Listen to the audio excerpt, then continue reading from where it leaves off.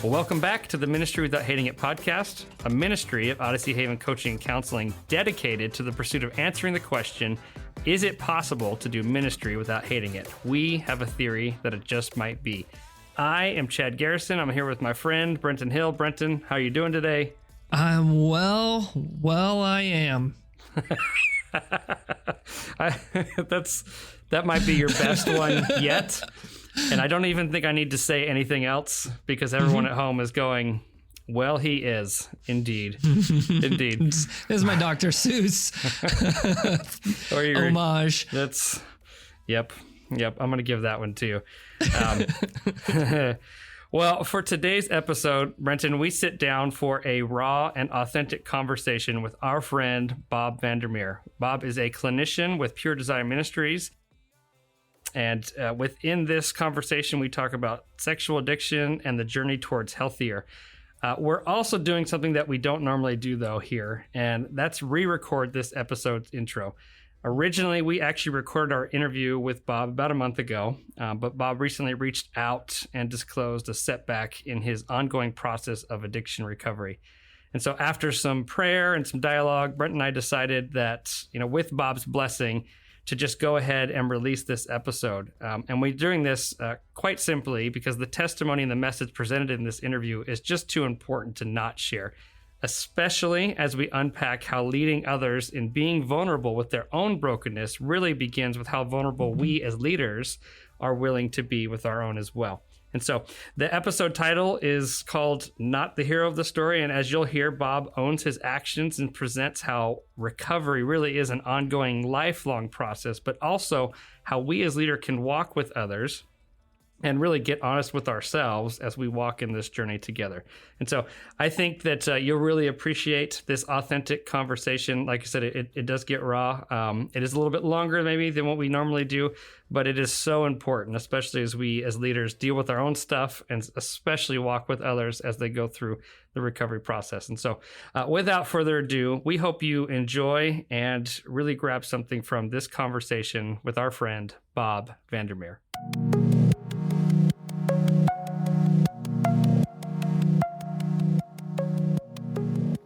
Well, Bob Vander Meer, it is my pleasure, my friend, to welcome you to the podcast. We like to start off with our kickoff questionnaire. These are simply questions that have nothing to do with ministry, but need to be asked anyways. So let's start off by asking, in your opinion, what is the most underrated food or foods? Yeah. I mean, it's nice to be here also, Chad. Thank you. Thank you for that gracious welcome. The welcome mat that you've laid before me. Underrated food or foods. I mean, I feel like that. My first thought would be like Spam, but it's not underrated because like people love it. I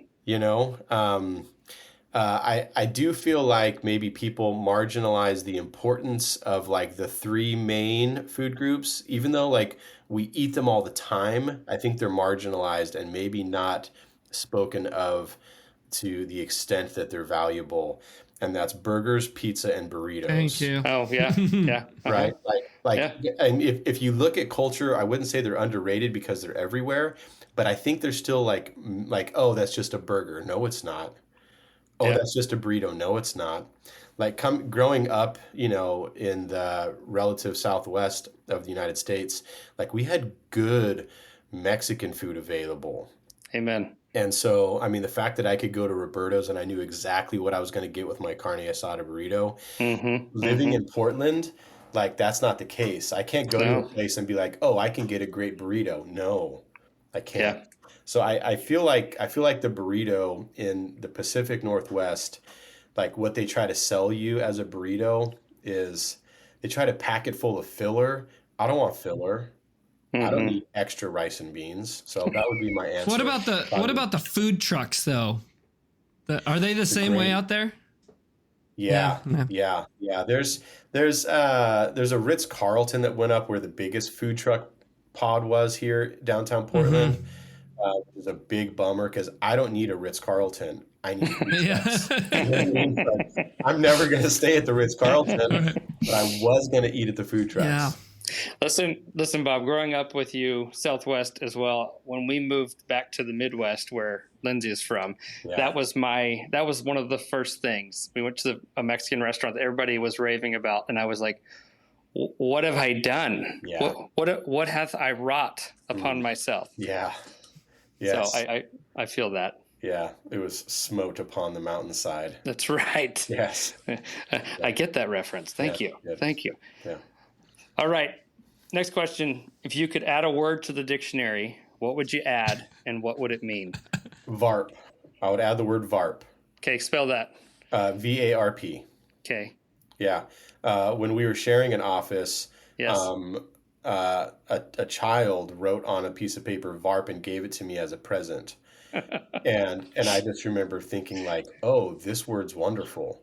It's one syllable, like it's got like that solid ending, and it can be used like in an exclamatory kind of setting, like VARP. And so I think that the definition would be kind of ambiguous, and it could just be used like in any setting. Yeah, that's good. That's good. I actually, now that you said that, I remember saying that with you. Yeah. And many occasions. We had it hanging up in the office. Yeah. Yes. Yes, I remember. So just to give it a little setup, Bob mentioned our very first ministry assignment together.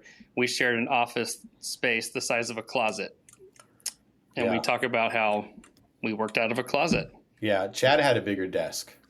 That's because I had a bigger monitor because I was doing all the video editing at the time. Yeah, no, I mean, I is a bigger desk akin to like a bigger truck?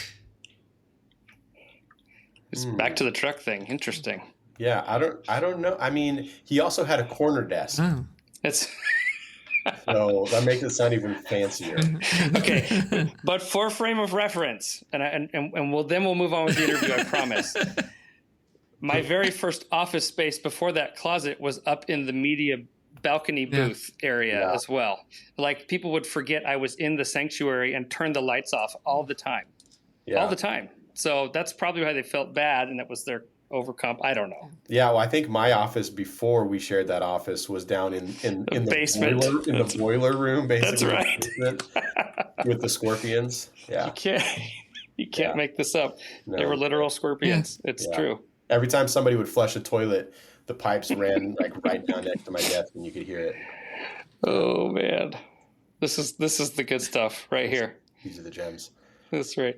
All right, what is your favorite time of the day and why? Favorite time of the day would be, I think, midday when I'm not working. Okay. Yeah. So it's not midday in general. It's midday when I'm not working. Yeah, because most middays are like filled with tasks and stuff. Mm-hmm. So if I have midday slot where I'm not working, then it's like, oh, this is kind of like a vacation in the middle of the week. Okay, nice. Yeah. All right. What's the best advice you've ever been given? I remember asking a friend of mine he was in his 70s at the time. He had been houseless for a long time. We were sitting at Starbucks and in Boca Park in Las Vegas, and I remember asking. His name was Carl Falk. I said, Carl, I was writing a sermon, and I was kind of in this existential part of the message where I was, like the message wasn't, but I was. And I asked Carl, I said, Carl, like, why are you here? Thinking that, I don't know, he's going to give me some like generic answer, whatever. And he said, to be talking with you right now. And I'm like, well, wait, what do you, he's like, well, no, my entire life has led up to this moment. Oh, wow. And like everything I've experienced, everything I've learned, everything I've done has led up to this moment. And so I'm here to be present with you right now, having this conversation, and I was like, oh my gosh, I'm such an idiot. Like I've been missing the importance, the significance of all these conversations my whole life. Wow. Waiting to arrive at my purpose. And Carl was like, didn't even miss a beat. He's like, no, to be here with you right now. So I'd say that was it. That's good. That's really good. All right, tell us what you're reading and or listening to right now. Reading. There's a book called The Wisdom of Stability by Jonathan Wilson Hartgrove. It's phenomenal. Okay. And listening, Smartless podcast, like it makes me feel happy. Okay. I've been listening to a song lately that I'm pretty stuck on by this band Low. The name of the song is White Horses. Okay. Sucks me in. Yeah, owns me. That's good. That's good. Our last one. What do you find exciting in life right now? This, Chad. I find this exciting. Do you? Yeah. I can hear it in your voice. Yeah. Actually, Bob always sounds like this. I just want you to know that. Yeah, we have a close friend who recently said, "I don't know when you're being sarcastic or serious," and I'm like, "That's a bummer." You're gonna miss out on the experience. Yeah, and I told her I was like, "Well, Kim, like I love you," and I'm sitting there with my wife, and like these are close friends, and I was like, "Kim, like I love you so much," and I was being 100% serious. And then she looked at my wife and she's like, was that? And then Rebecca's like, "Oh no, he means it." And she's like, "Oh, okay." So, no, what am I most excited about right now? I think going into summertime, up here in the Pacific Northwest, we got like lots of rain, for a good portion of the year. And when the sun comes out, it's a big deal up here. Like if there's a whole Portlandia sketch about this, the sun comes out and everybody runs outside with their Weber grill and like a big blanket. And that's the truth. Yeah. Like when the sun comes out for the summer, it's like, oh, okay, this is why we live here. So I'm excited about that. It's good. That's good. All right. You're off the hot seat for that portion anyway. All right. I like it. Good. All right. So let's kind of dive in then. The podcast called Ministry Without Hating It. So what does the word ministry mean to you? Yeah. I think historically it meant like a job. I think historically ministry meant a job.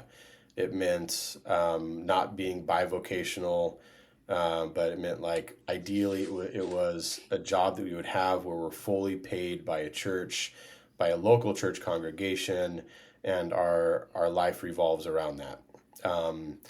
And I've experienced that in a variety of churches, churches from like 10,000 people to churches of 50 people.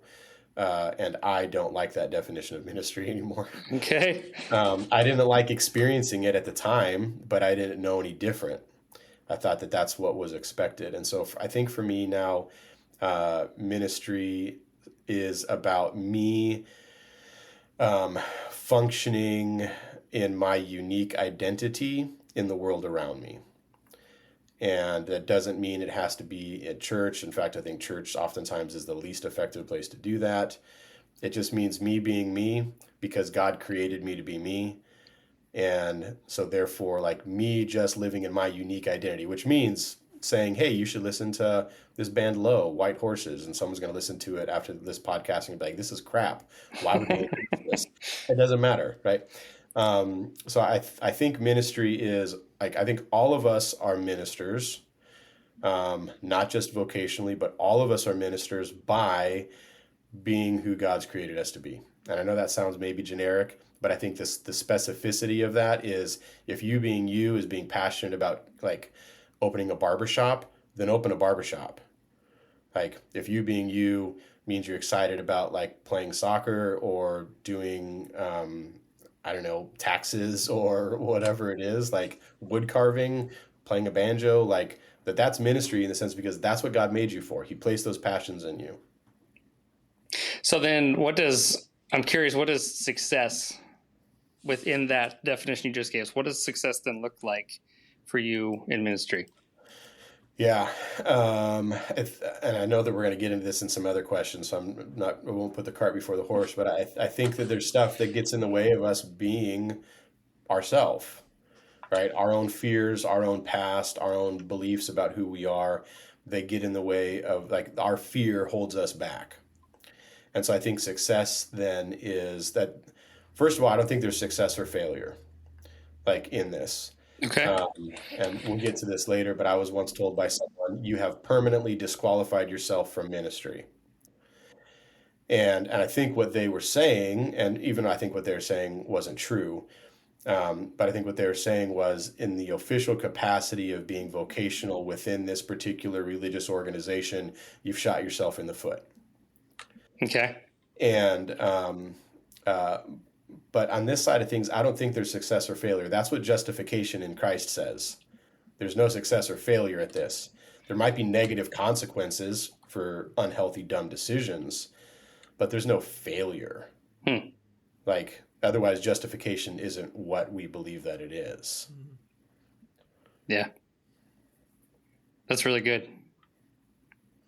So then within that same vein, and we'll pivot here in just a second, because you keep alluding to, I think, a great place to go. But, when I ask how you've learned how to do ministry, and we can unpack this more without hating it, what would you respond with? Yeah. I, at this point, do things that I want to do. Okay. And you might have to pull that out too, because somebody was like, yes, woo! I'm going skydiving! Yeah. Or something else. Yeah. No, I mean, it's great. I mean, I think that a lot of people, and I will say this, I'm grateful for everyone that has participated in my ministry life, experience, education, getting me to where I am today. Like, part of, all those experiences have shaped me. So I'm definitely, like, by no means want to throw anyone under the bus, even though I won't name names. Like, I don't, but I think that for a lot of people, when they first stepped into ministry, again, they were told, this is what it looks like. This is what you're going to get paid, because this is what suffering for the Lord looks like. Like, this is maybe how you're going to be treated, like within a patriarchal, very clear delineated, I'm at the top, you're at the bottom, you do what I say, because that's the order that the Lord has placed in the church. And people get burnt out by that. They feel used, they feel exploited, they feel underappreciated, right? And so, and in those contexts, we do things that we feel like we're supposed to do because God has opened the door for us to work at this particular organization. And so when we're treated in some of those ways, we feel like, okay, well, this is just what God has for me. And me being obedient to the Lord is me submitting myself to this pastoral authority. I just did air quotes, so you can't see those if you're listening. The pastoral authority. And that opens up the door, I think, for a lot of abuse and, manipulation and things like that. And I'm not saying that that's what people's intention is, that they're intentionally manipulating but I think that's been part of what we were introduced to. And so in those scenarios, then it's like we suffer for the gospel. And sometimes what that means is we work for a jerk. You know what I mean? And we label it as, I'm suffering for the gospel. This is what God wants me to do. And I just don't think that that's true. Like, being in ministry does not mean like working for a narcissistic megalomaniac. Like, being in ministry means you're pursuing the heart that God's given you for the world around you. And I think an older model says that you submit to what you're told if you want to be in ministry. And like, that's exhausting and miserable. And so I think for me at this point, I'm not going to work with or for somebody that doesn't have some emotional intelligence to treat people well. I'm not going to work for or with somebody that if I bring up a challenge that I've had with them, if they just dismiss it or minimize it or put it back on me, that's not an environment that I want to work in. And I'm also going to intentionally work places that support what I feel like my giftings and talents are. And that doesn't mean that I don't occasionally have to clean a toilet. Of course, you know what I mean? Like, Sure. Like, it doesn't mean that I'm not occasionally going to have to do some task that isn't my favorite. Right. But is it still going to be able to support the things that I'm passionate about? Yeah. Well, I like that you differentiated there, because it's not necessarily about preference. It's about, it sounds like just health and, what is actually good for, not just for the organization that you're serving or the church, but for you as well. Yeah. And I also want to say, like, I'm not saying that I worked for narcissistic megalomaniacs. Right. But Right. because there are people that I've worked for that I love and value that I'm sure hopefully will listen to this podcast. That's not what I'm saying. But I'm saying that that's a system, that's an approach that we were kind of told this is how it is. And a lot of that comes, I think, also from the family systems we come from, where it says, hey, this is how it is. And so that's, we just roll with it. And a lot of times in ministry, we get started as like young adults, we can't even rent a car yet. And we start in ministry. Fair. You know, Yeah. So we're barely out of our family system, and we haven't learned that there are options yet. Mm-hmm.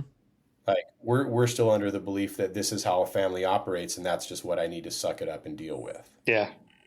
Yeah. Right. Wow. That's good. So, and that's not sarcastic, Bob.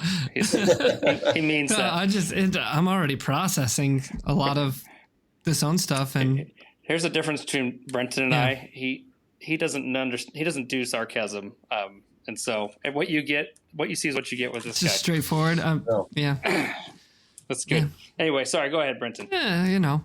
I get really introspective on these podcasts. And as soon as somebody starts talking, I start processing in my own life just all of the stuff, family of origin stuff, work, and all of it. And so I'm like, yeah, this is good. This is good. Yeah. And sometimes I, forget to be present because I'm there. Your whole life has led to this moment. Yeah. Yes, this very moment. Yeah. Well, would you tell us a little bit about Pure Desire Ministries for those who aren't aware of what it is that you do? Maybe give some vision and background to the ministry. Yeah, sure. So Pure Desire Ministries is where my wife Rebecca and I work. We've been working with Pure Desire for over 10 years. I mean, we've been here in Portland working as clinicians for 10 years, but we represented them in Latin America for a few years before that. Basically, what Pure Desire is, it's a I don't want to say parachurch ministry, but it's its own organization, and it functions to work with people that are dealing with unwanted sexual behavior and betrayed partners or spouses. And so the organization is not just focused on dealing with addicts or unwanted behavior and then neglect the spouse, that has been betrayed through behavior, either discovery, disclosure, whatever else. Like our goal is that we work with both to help deal with the destructive behavior, to deal with the betrayal that the spouse has experienced, and then also to help change the family system that they're a part of, right? Each came from their own family with their own family system. They now create their own family system. And so we don't want to just stop a behavior. So some of the language we use, which is kind of generally accepted in this area, is that the opposite of addiction is not sobriety, but the opposite of addiction is connection.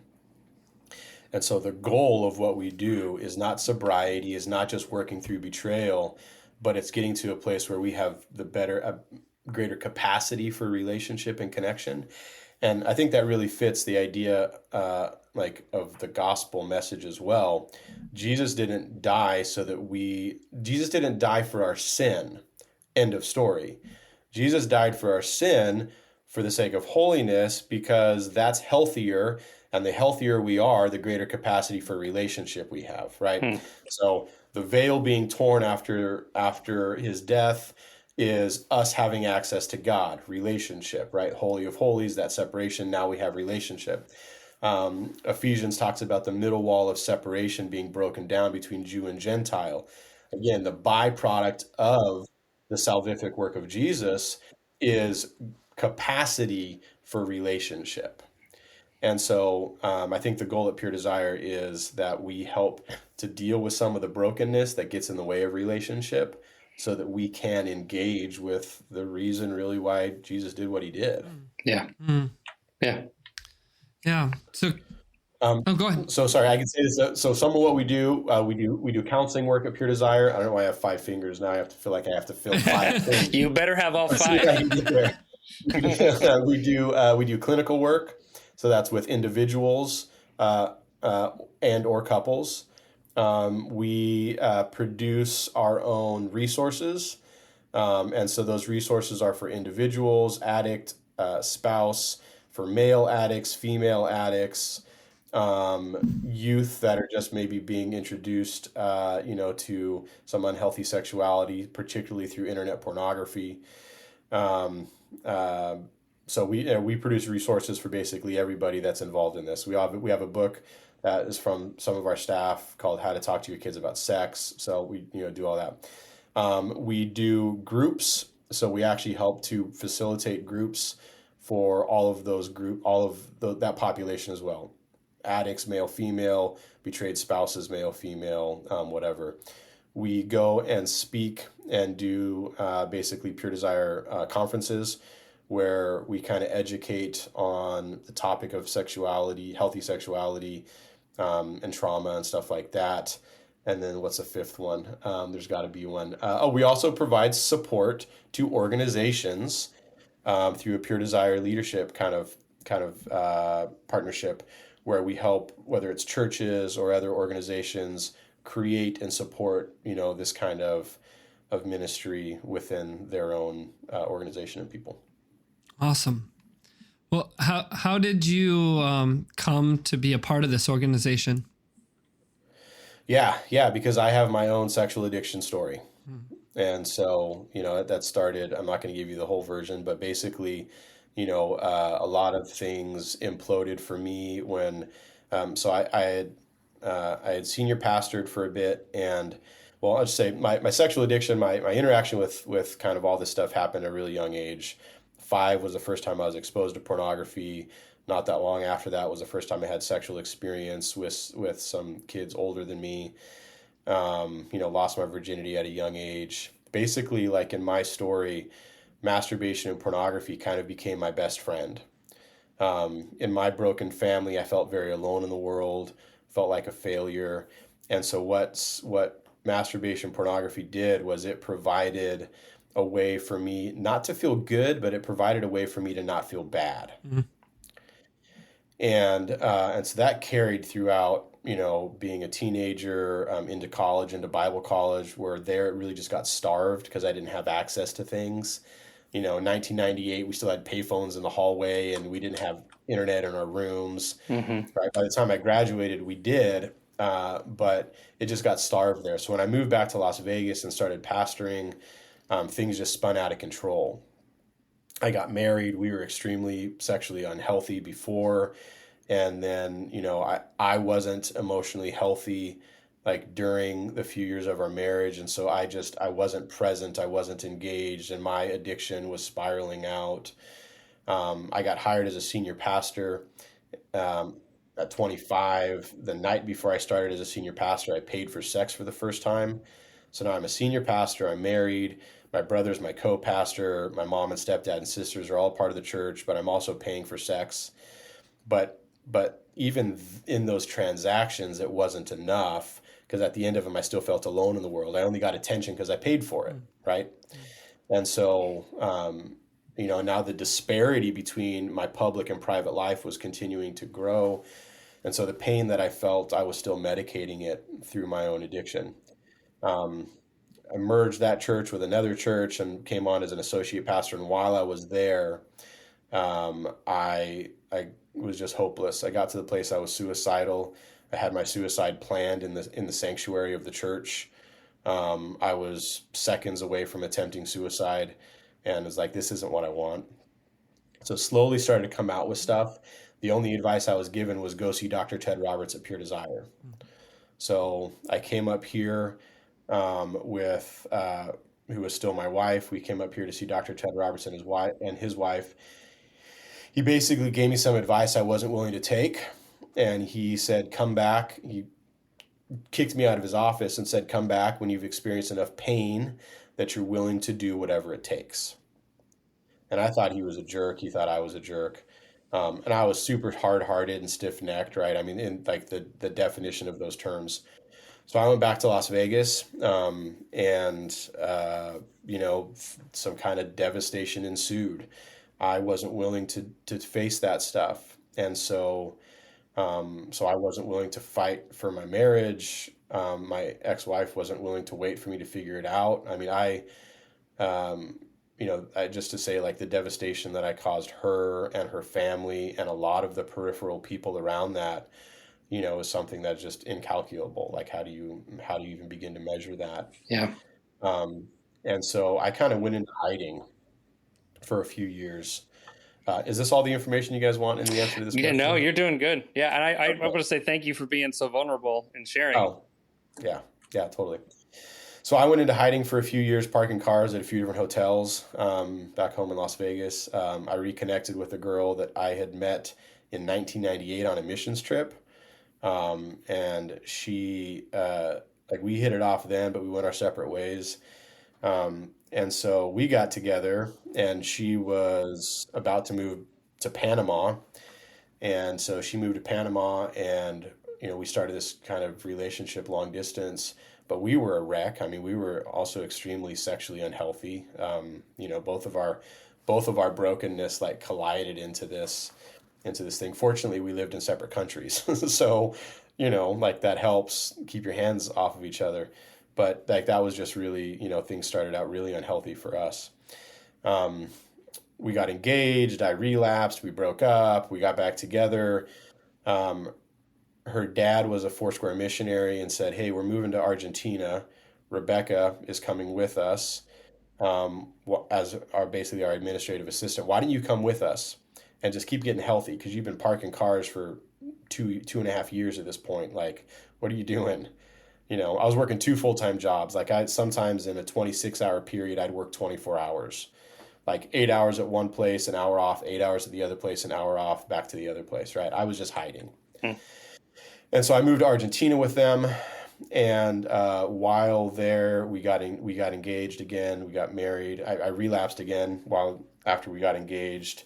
Hurt, obviously, Rebecca, really was painful for her, and also hurt more people that were in our circle of life, right? I mean, some relationships that will never be restored unless they are willing to restore them. And I totally understand that, it's a pretty crappy place to be for the people that are hurt in these scenarios.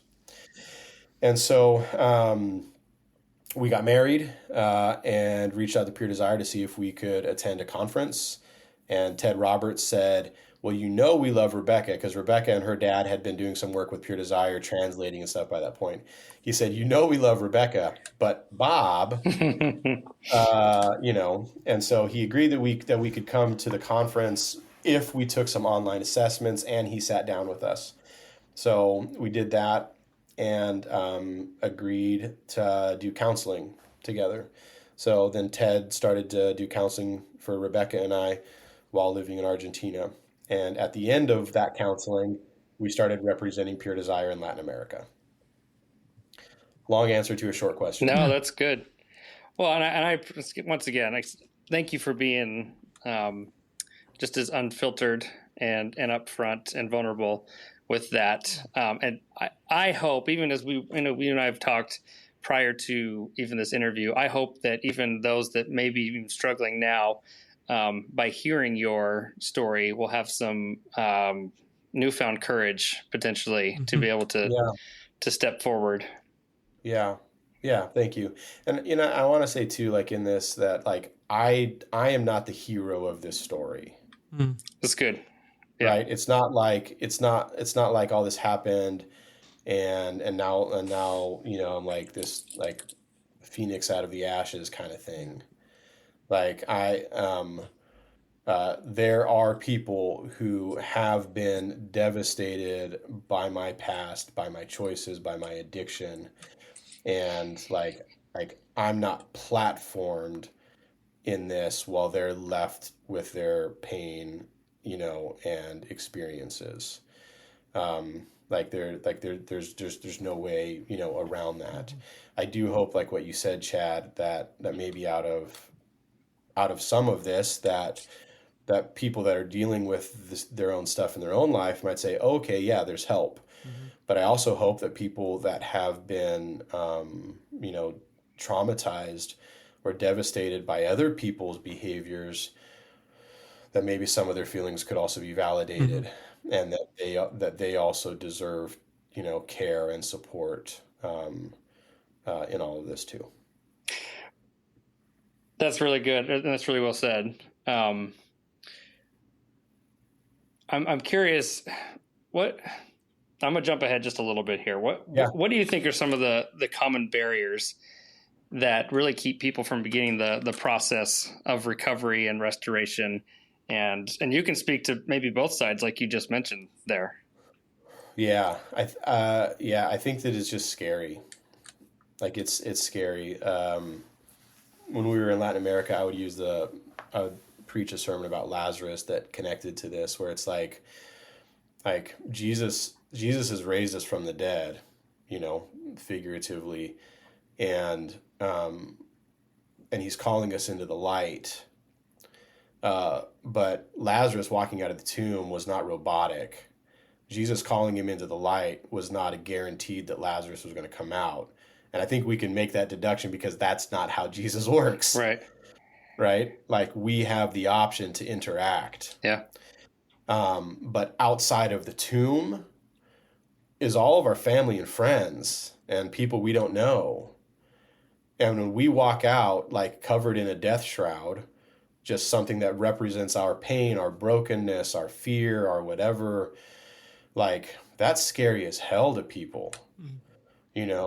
Like they don't want to touch it, right? Because it's gonna, like, in the Jewish sense, it's unclean. But we have the fear of, like, okay, I trust Jesus, but I don't trust everybody else out there.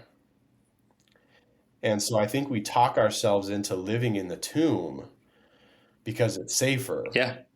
Jesus has access to the tomb. He's not worried about our filth or our pain or our brokenness. Because even as a betrayed spouse, like people don't know what to do with that.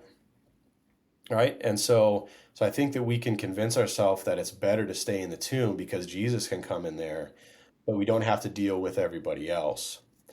And so I think that church culture gets in the way of it, where we shame, where there's shame around it. And you say, well, no, like, we don't shame people, like, we welcome them. Okay, well then, but then what happens? You, like, anoint them with some oil and toss out a shundala and then tell them to go home and never do it again. Right. If that's the approach, then what you're telling them is the expectation is never do this again. And then if they do that again, how do they interpret that? They interpret that as, well, I'm trying to stop, but I can't. People expect me to stop, so I must be the problem. Right? And so that just, like, tells them, nope, that's why I need to go back into the tomb, because that's the only place that is really safe for me. So I think church culture, a lack of understanding where we just make it a moral issue, which the longer I do this, I don't think there's anything that's just a moral issue. Yeah. I mean, the whole list of, like, do's and don'ts we look at as just, like, this kind of arbitrary, like, random list of things, but all of those things are on the list because they either help us move towards relationship or they get in the way of it, right? And so when we approach this as just a moral issue, then I think that we alienate a lot of people and scare them. Well, speak to that for a second, because I'm glad you brought that up, because you're right. There's a lack of, just like you said, I don't know what to do, or this is what I've been taught. And going back to what you said in the beginning. Yeah. So as far as, the barriers and even breaking through the fear or some of that, like, what are the things you speak to church culture, but maybe even leadership or ministry leadership in general? What are the things, and this, I realize this might be a simplification, so take as much time as you need to, but as far as, like, pulling out, what are maybe some of the base things that we can keep in mind as we minister to or create these spaces for people to be able to start that healing process? Yeah. In change systems, there's something called first order change and second order change. First order change is where we try to create change or behavioral change, like within our system, basically with rules and authority. Like we tell people, don't do this because I said so, kind of thing. It's a parenting style, it's a pastoral style, it's a leadership style, right? And in large, it's pretty ineffective. Second order change. So first order change is characterized by rules and authority.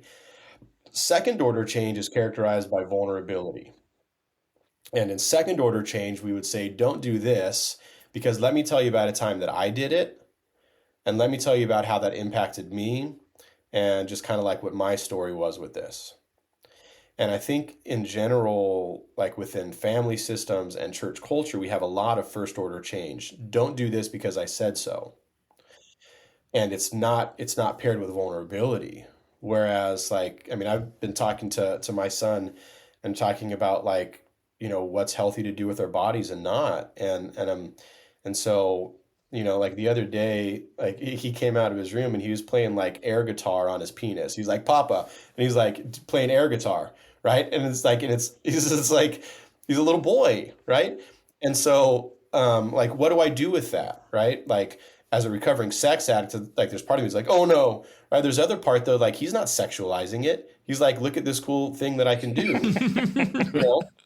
And so, so as we talk about it, then like I'm like, hey, bud, listen, like what we do with our penis is really important because it can make people feel uncomfortable, like we can hurt people, and I've done things with my penis that was unhealthy and that hurt a lot of people, right? So I like the difference between don't do that, that's wrong. Yeah.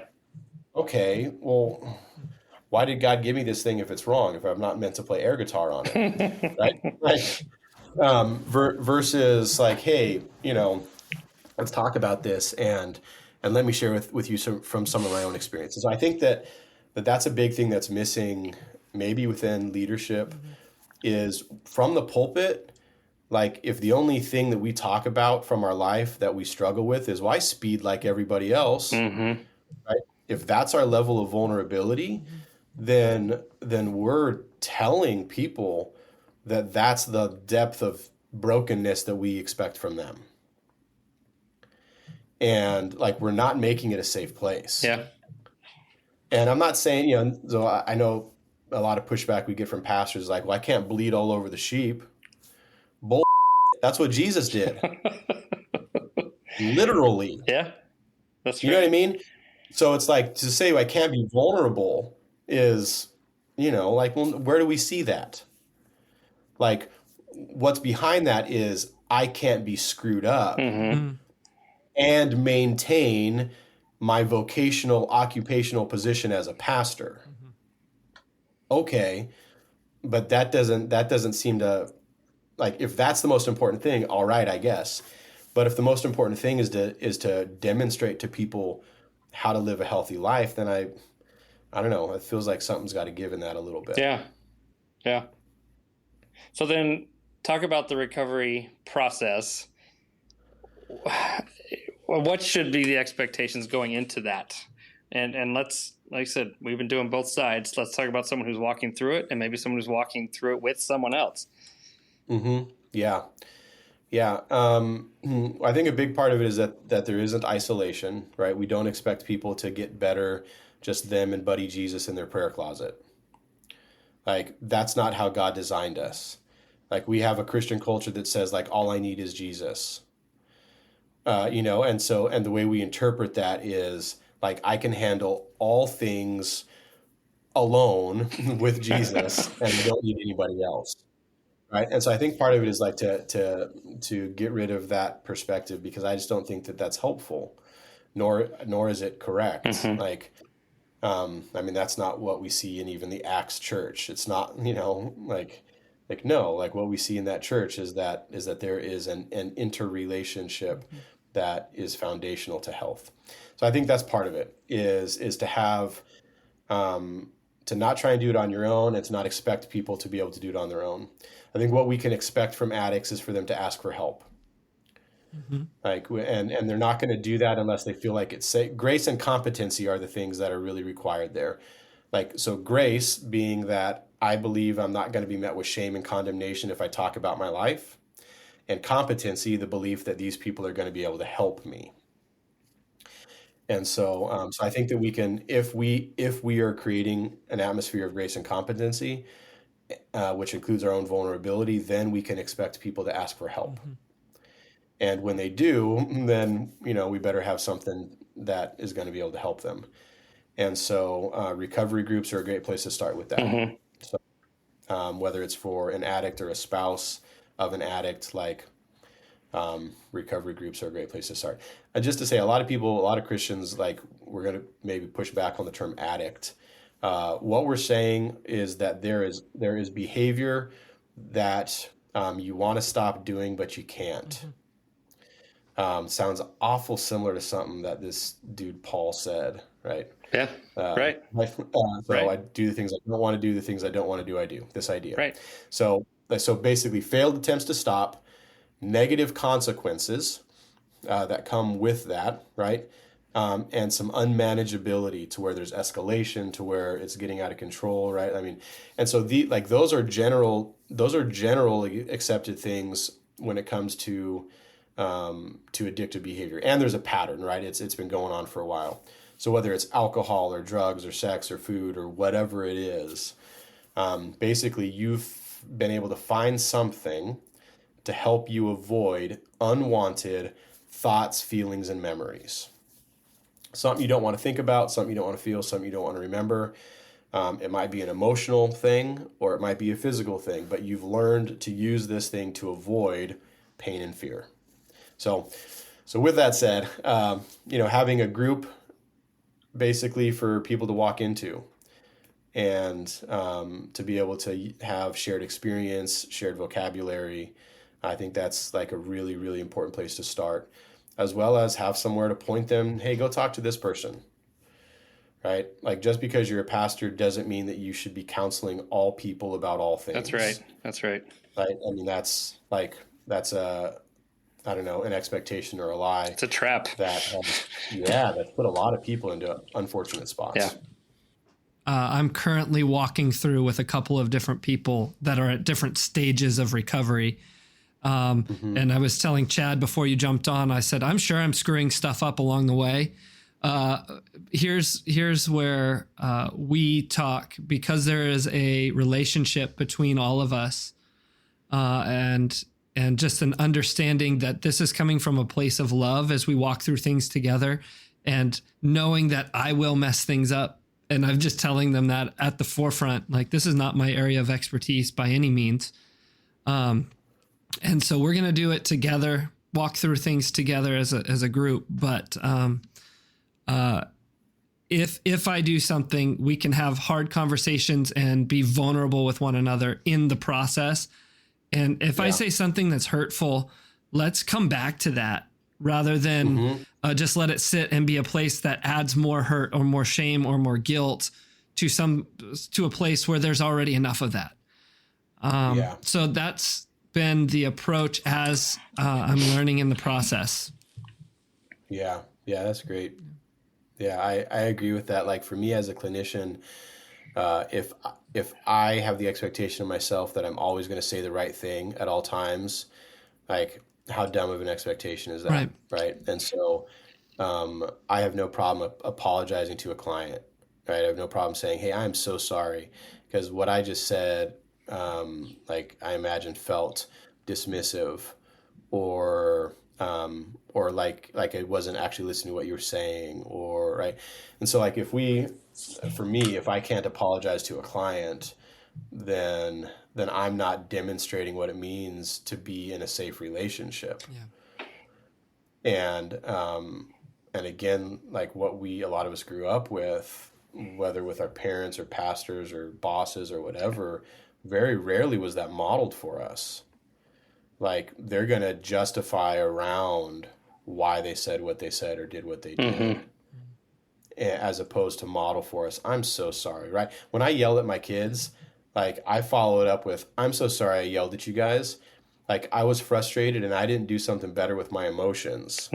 I didn't yell at you because you did something wrong. I was frustrated because of what was going on. but I yelled because I didn't know what to do with my emotions better. So that wasn't your fault. I'm so sorry I yelled at you. I wish that meant that I never yelled at my kids, right? Because I'm still a freaking tyrant sometimes.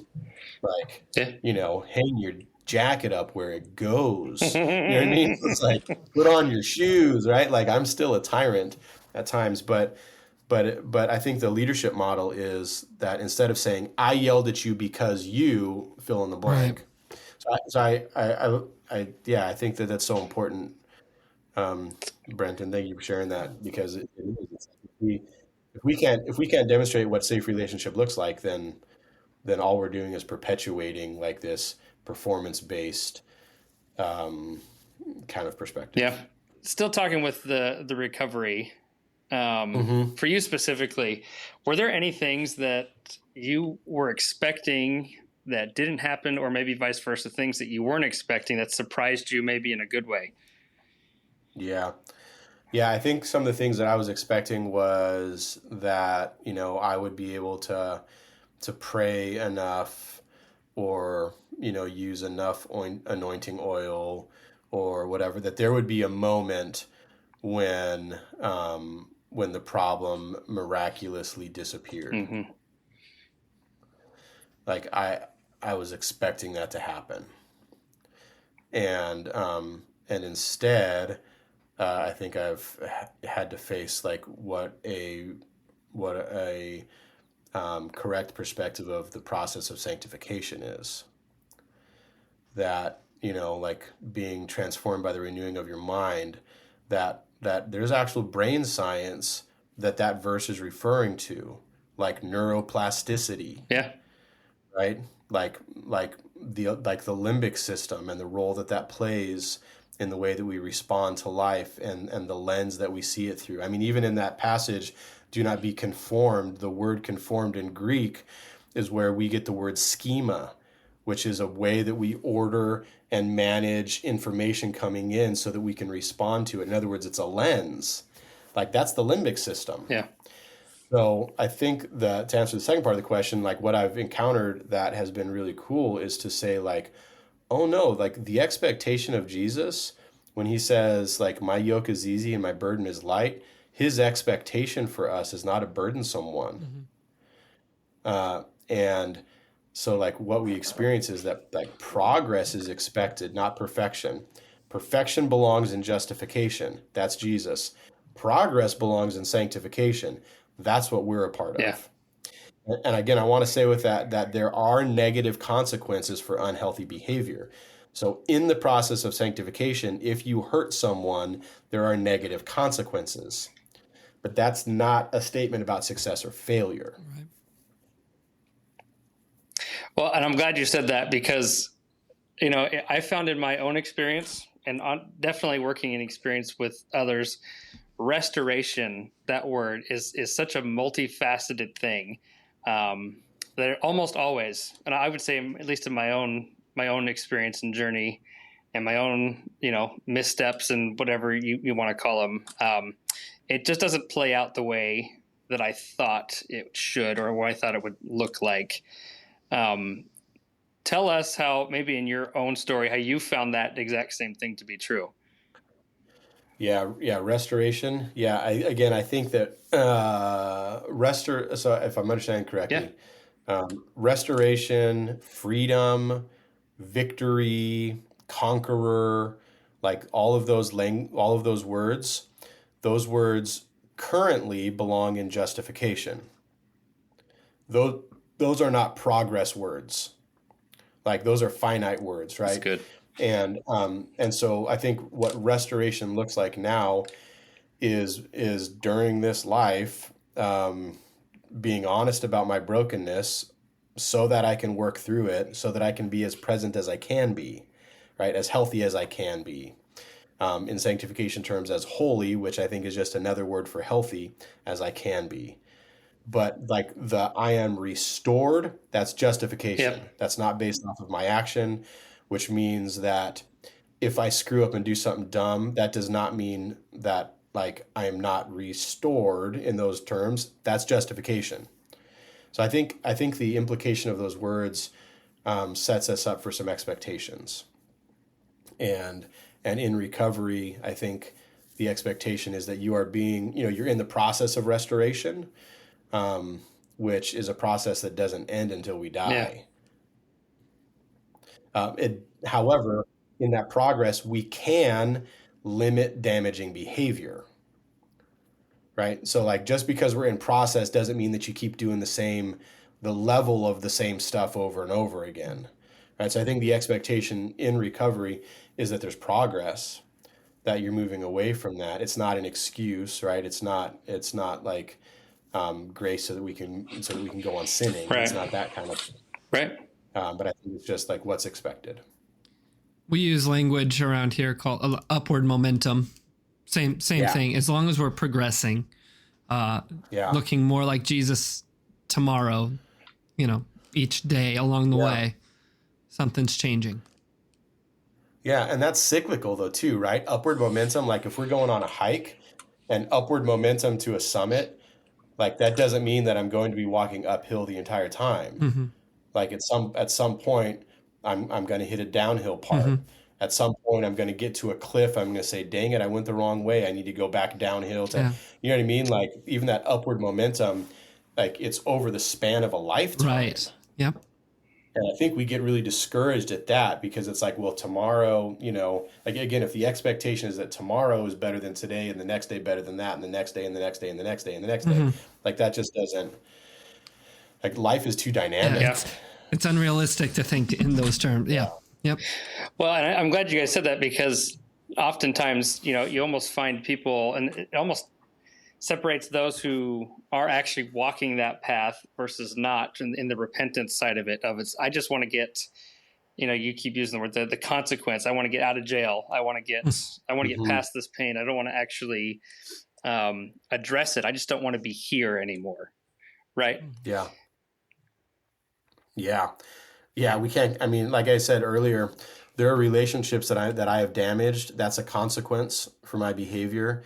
And I have to go about life with reconciling the idea that those relationships may never be better than they are right now.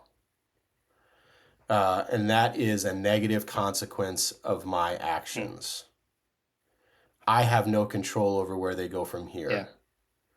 Right? Other than my side of things.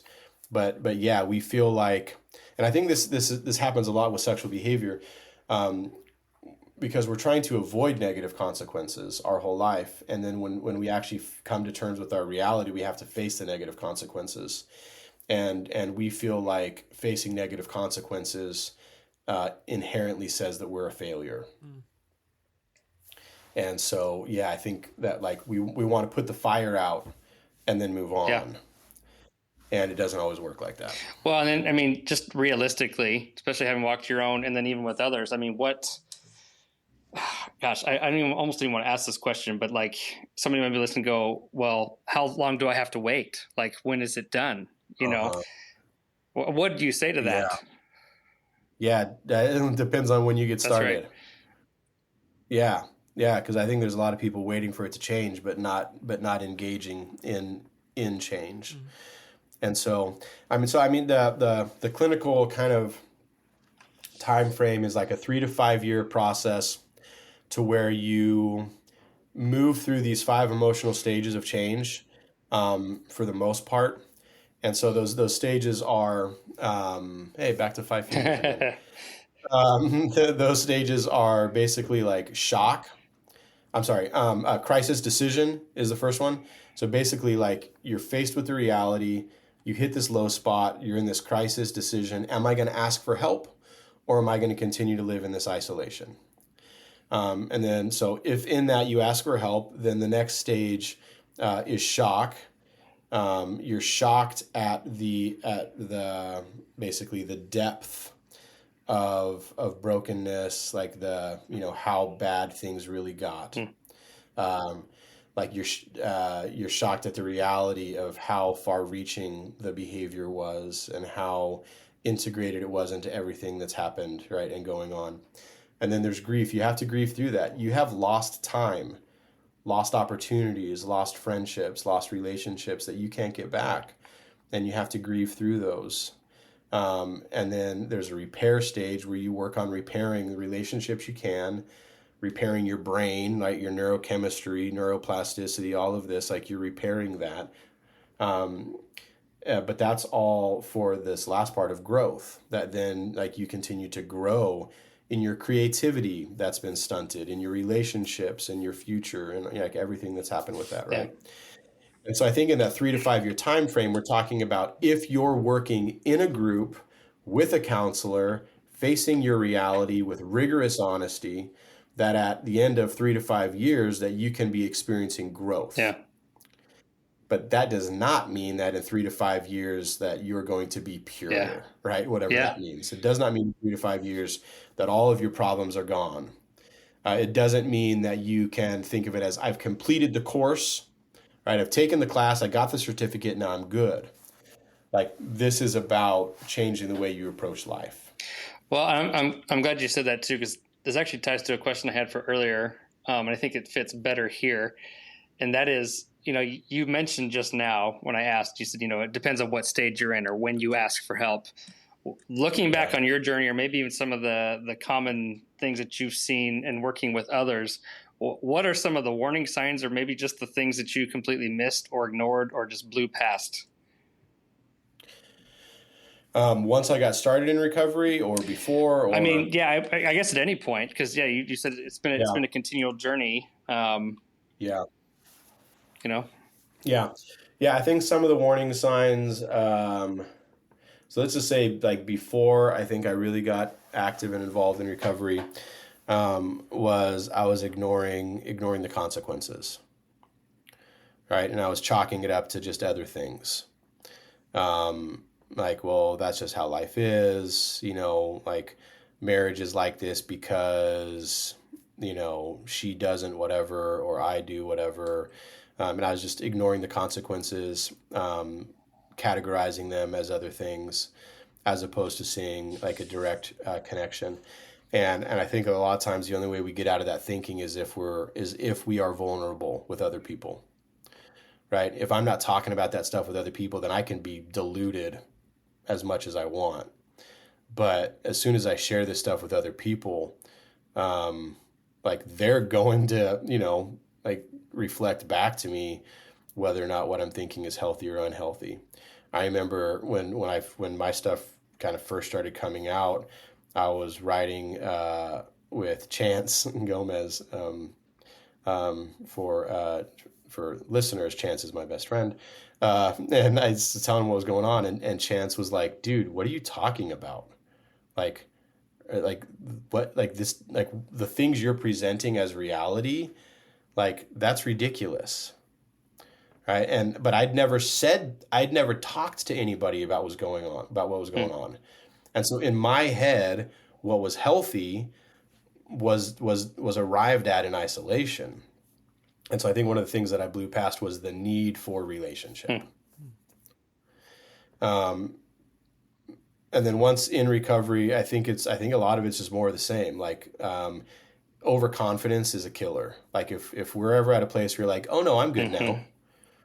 Right? Like I'm good to go to that place, or I'm good to use that device in isolation late at night. Like I'm good.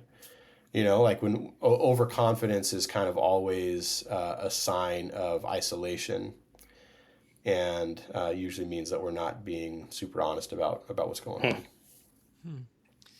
So what could we as leaders do to create, I know we briefly talked about creating safe environments and safe spaces. As someone comes to you with stuff, how can we then roll out something that becomes a safe place for other people? Yeah, I think it's that grace and competency piece. Like, what are we doing to really demonstrate grace here? Mm-hmm. And when we talk about grace, like what are our expectations? Mm-hmm. So when someone comes to us with a problem, like how are we responding to them? And is it, okay, great, thank you for sharing that. Now just don't do it again. Or are we Are we allowing them to, talk about what's really going on? Are we saying, thank you so much for sharing that with me? Like, that probably took a lot of courage. I would love it if you want to come back next week and we can talk more about this, right? Like to think of it as the beginning of a conversation as opposed to a one-time conversation and now it's done. Sure. And so I think that in that we communicate grace. I think also as leaders, if you're not dealing with your stuff, then you're not using language of vulnerability that communicates safety and grace. It is an active activity to keep secrets. So if you as a pastor or leader, like if there's things that you are not dealing with, then you are having to spend energy on keeping those things hidden. Wow. Right. That's good. And which means that you're going to be in this defensive posture, and you're going to be in a place where you're not communicating grace and safety. And so I think that deal with your stuff, like talk about it, personally, like get help, find a safe place that you can work through the realities of your life. And then like that will help to create this grace. And then also competency. So I mean, with us at Pure Desire, right, we are not the only organization doing this. We've been doing this for a long time though. Right. Pure Desire has been around for like 30 years, right? Like in some capacity.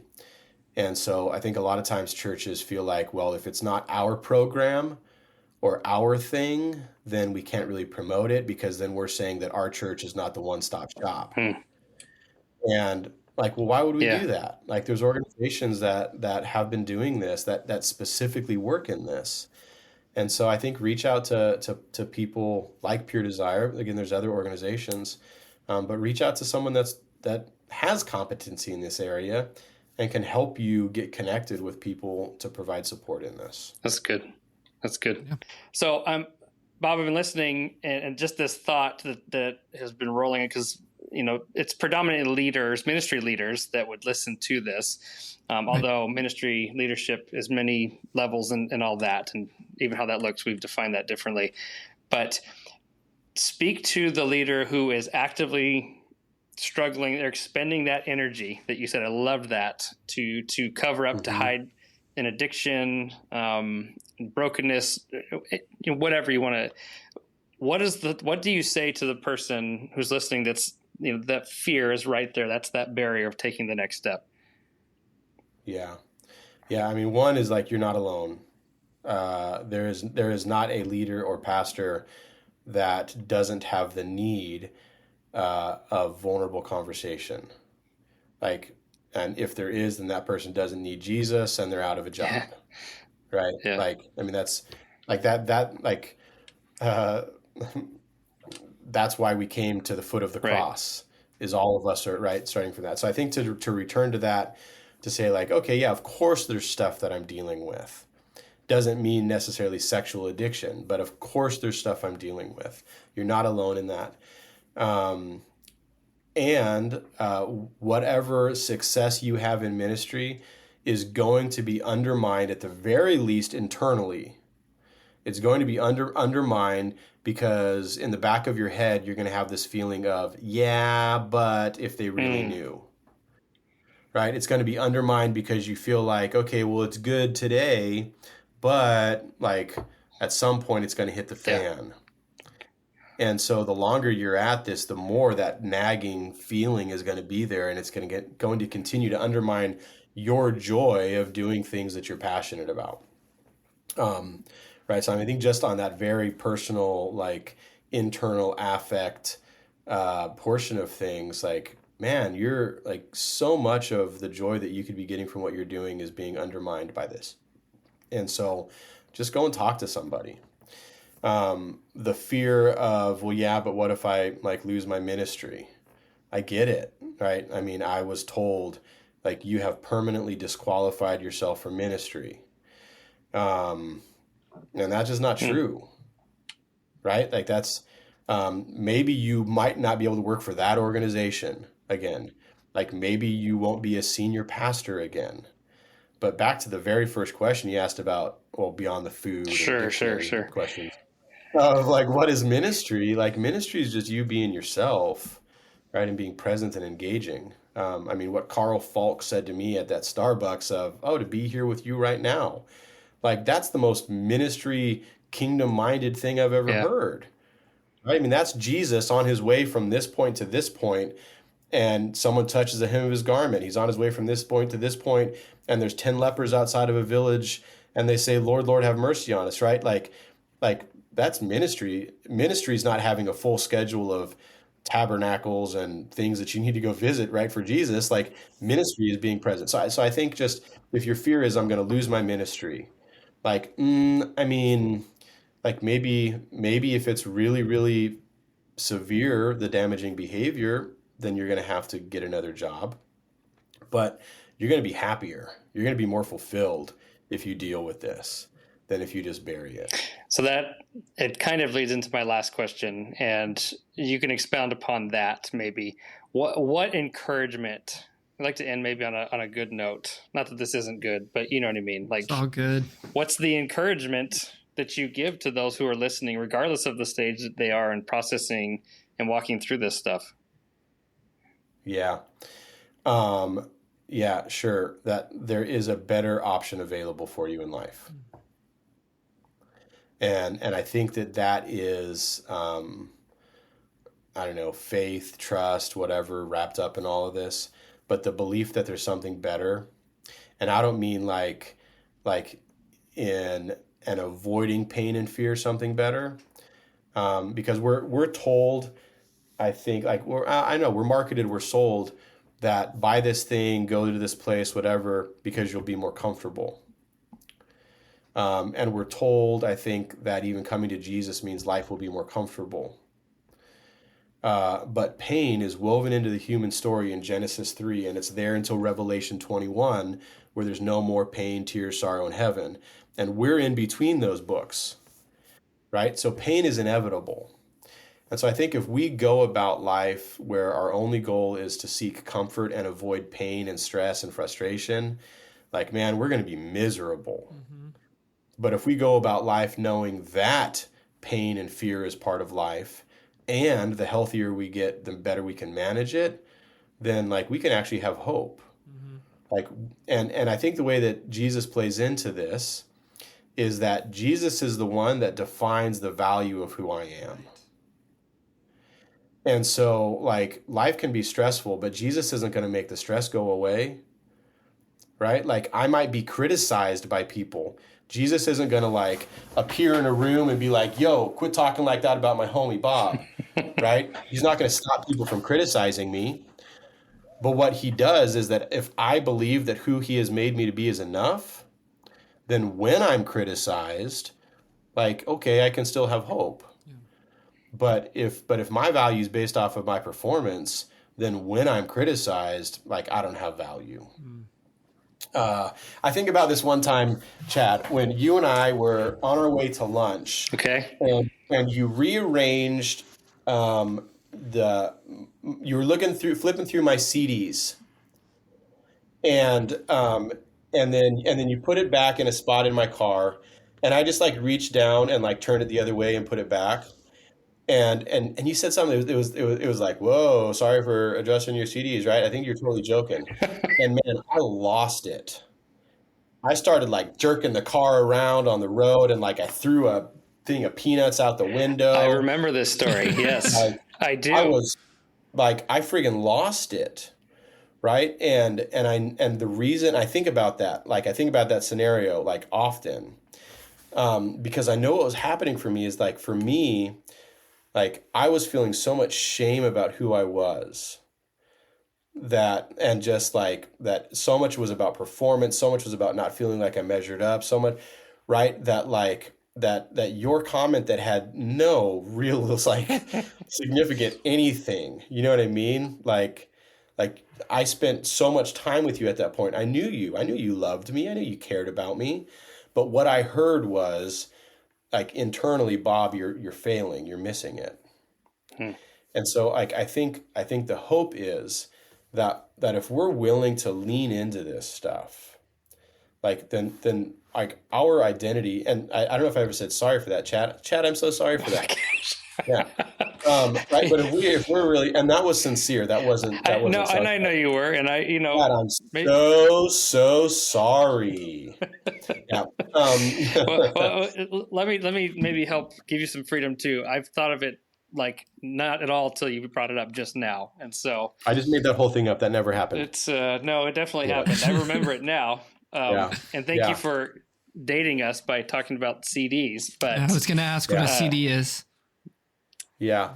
It was in my Case Logic, genuine leather, bonded leather, really, CD. Yeah. So I think just to kind of bring it back to the question is, like, we do stuff like that. We're like, where did that come from? Why did that happen? And if we don't look into that stuff's going to continue to happen. But I think if we're willing to have these honest conversations and take an honest look at what's going on inside of ourselves, then we can get to a place where we're not reacting like that. We're not responding. And when we look ahead into our life, we see hope. But that doesn't happen in isolation. That's good. Bob, thank you for sharing that. Yeah. I do forgive you genuinely of that. But it also never, I think we even talked about it later, if I remember right, because I was just like, what in the world was that? But, it's all good. It's all good. Well, and I thank you, Chad. I really appreciate that. And I believe you. And I think that like to the people around us, a lot of times they're confused. Yeah. Like when our reactions don't match, when it's not congruent to the moment. And I think that those are just signs to say, oh, you know what? Like that came out because there's something in there. And I should probably figure out what that is. Yeah. Well, I am encouraged just to hear your story once again, but also to hear you be able to articulate and spell out. And I think that others should be encouraged and hopefully, able to see that, like you said, there's just something better on the other side of that. Mm-hmm. And I go back to just, man, what a powerful image. I've preached on it even recently of Jesus calling Lazarus out, and how that is us. And whatever it is that we're facing right now, Jesus is on the other side saying, come, but we have to choose to step out. And that's so good. And it's scary out there, but it's better in the light because Jesus is in the light, right? Yeah, that's good. That's good. Yeah. Well, Bob, I just want to say thank you for just your vulnerability. Thank you for just being present with us, but also with others and being transparent in your journey, even as you walk through. I'm just so grateful for that. So thank you. Yeah. Thanks for having me here, guys. Well, thanks for joining us for this episode of the Ministry Without Hating It podcast. We hope it's helped you take a step further to loving what you do more through the wisdom of others. We want to again thank today's guest, Bob Vander Meer. Man, just a really authentic, raw, unfiltered, but yet encouraging conversation. We really hope that it has impacted you and really helps you maybe even take the next step wherever it is that you are within your own journey with an addiction and also recovery. If you'd like to connect further with Bob, we have made ways available to do so in the episode show notes. So I would definitely go and get there and grab his information, but also maybe some of the resources that we pass along through that as well. And if you'd like to connect with us further here at the podcast, support us, or sign up for any show updates, just go to withouthatingit.com, our brand new website, to get started. And don't forget to subscribe to Ministry Without Hating It wherever it is that you get your podcast so you don't miss out on our future episode releases. Thanks again for listening, and we'll see you next time. Boom.